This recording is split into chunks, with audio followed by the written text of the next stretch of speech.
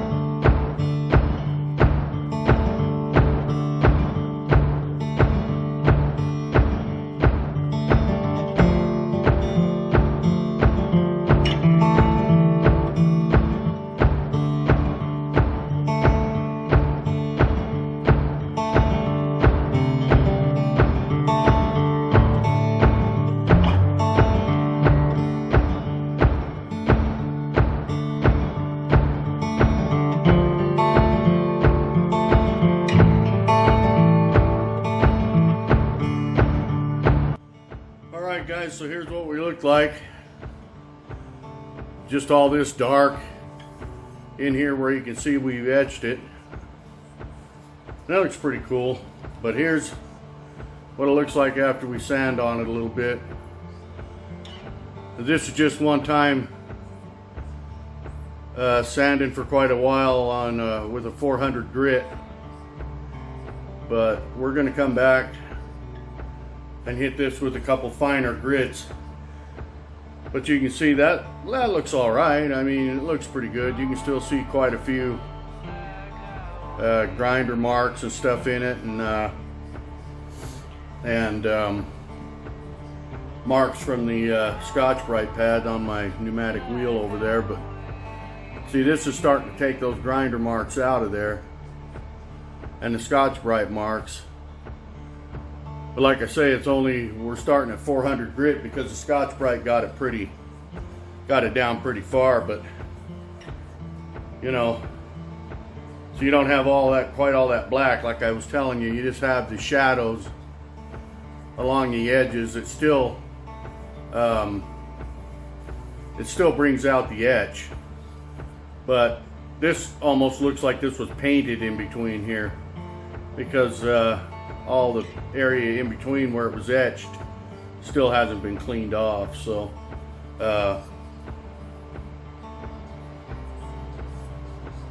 so that's pretty much what the end result will look like, other than it'll be a lot shinier. I mean, it's pretty good right now for all intents and purposes. I could leave it like that. I mean, you can see reflections in there pretty well, but I want to clean it up a little bit more. So we've still got at least a couple more grits will go up on this side, and then we have to still do this side. So that's what she's looking like from that to that.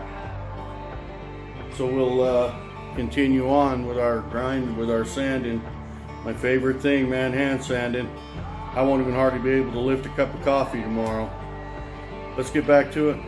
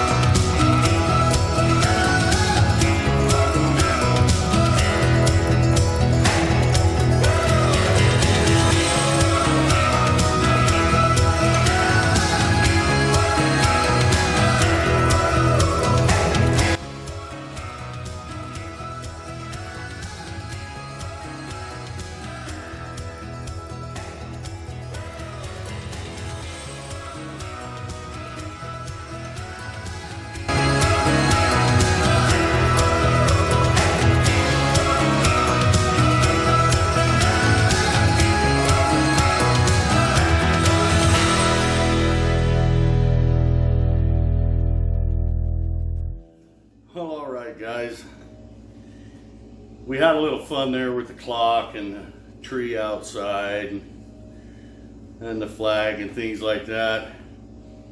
I guess I'm just trying to kind of get the point across that hand sanding takes a long time. I know we said we weren't going to hand sand this night, that I was just going to finish it with those Scotch-Brite pads and call it good.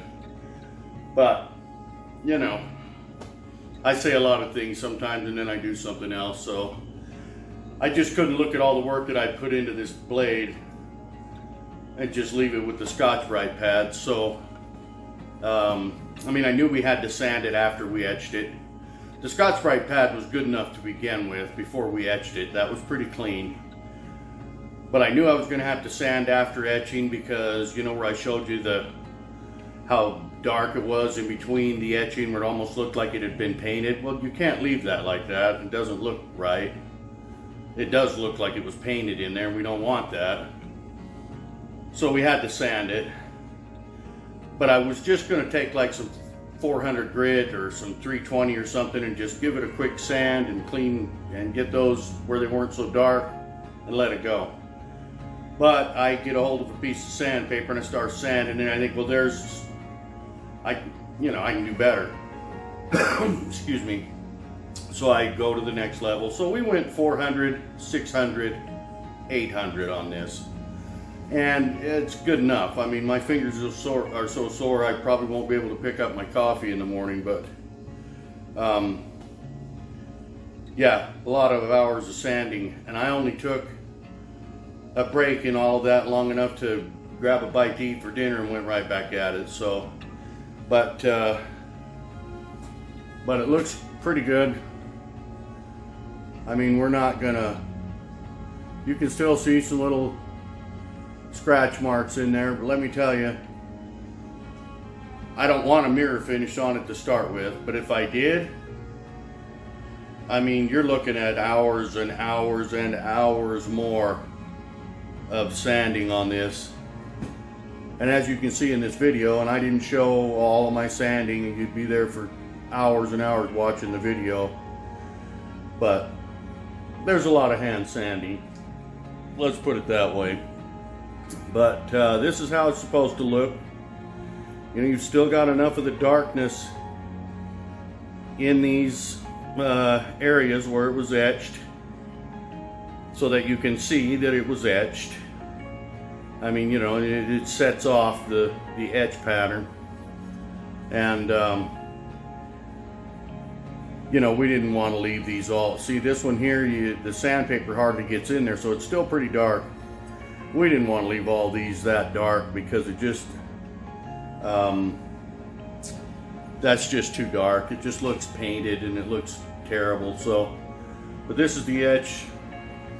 This is what we wanted it to look like. I think it came out quite well. And now that our sanding and our etching and everything is all done, even the spine, we sanded that spine to 800, and so it looks pretty decent. So now that we're done with, finally, you know, there's a lot more to etching than just drawing some, you know, slopping some fingernail polish on a blade and throwing it in an etchant. Then you got to do all of this stuff that we did today to make it look right. So it looks good. I'm real happy with it. Now we can get started on our handle scales and that, and our brass. And again, there's going to be a bunch of hand sanding on that to make it look like we want it to look. But it's going to be a beautiful knife when it's done. Our micarta came out real good that we were making in that last video. I think it was in the last video, yeah. Took a day or two to set up properly, but like I said, I think that's my screw up. I think instead of trying to read those instructions on the can as to how much hardener to mix with it for a casting, I just need to mix it the same way I did with my fiberglass resin, and I think will come out great. So, all right guys, this was number 6, I believe. Is it 6? I think it's number 6. So we're closing in on the home stretch here with the fine sanding done, the blade all finished. Now we'll start getting things cut and in place and shaped and everything for our handle scales. Our micarta's done. We can get our scale liners on there and everything. And we're in the home stretch, so we'll be getting this thing done pretty soon. Thanks everybody for watching. I sure appreciate it. I don't know how much I'll be working this week, but I got a feeling I'll have a day or two off this week anyway, so we should be able to make some pretty good progress on this blade this week. So if you haven't subscribed yet, please do, and hit that thumbs up, give me a like or two, and share these videos with your friends. And if you subscribe, click on that little bell. You'll get notified when I upload a new video, and you can keep up with what we're doing in the shop, whether we're working on this little monster truck or a sand rail or a knife. Thinking about making a cleaver here in the future at some point, a meat cleaver. So kind of want to make a rustic looking meat cleaver, so we'll see. We'll work on that, I guess, too. So again, guys, appreciate you being here. Get out to your shop, do something, fix something, break something, tear something apart, put something back together. Clean it. Clean your shop. You know your shop's a mess. Mine, fortunately, at this time is quite clean. We've been keeping it cleaned up during our projects and everything, so it makes it so much nicer if you just clean it immediately when you've done some work than to wait for a couple of months until it's really messed up. Then you got a big job on your hands. But I find it's a lot easier, and I'm guilty of it too, but I find it's a lot easier if I just get it cleaned up immediately when I finish a little project, or each day when I'm done working, actually, is what I mean. Not when the project is finished, but when I'm through working in the shop for the day, put my tools away, put things up, clean things up, sweep off the bench, you know, vacuum up dust, shavings, whatever we got. Makes it a lot easier. So, all right, guys, that's it for this one. Thanks for being here. Look for the next one when we start on these handle scales. We'll see you on the next one.